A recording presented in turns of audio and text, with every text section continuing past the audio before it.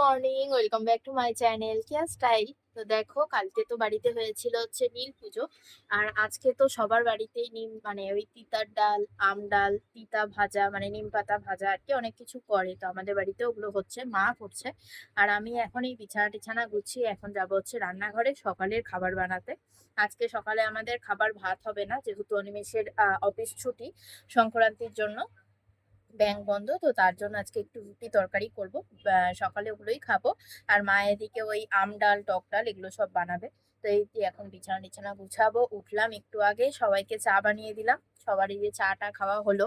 আর ডুগু গেছে হচ্ছে পিসিমণিকে ওঠাতে। ওর তো প্রতিদিনের কাজ পিসিমণিকে ওঠানো। তো পিসিমণিতে ওঠাতে গেছে, আর আমি সেই সুযোগে এই যে বিছানাটা পুরো পরিষ্কার করে নেবো।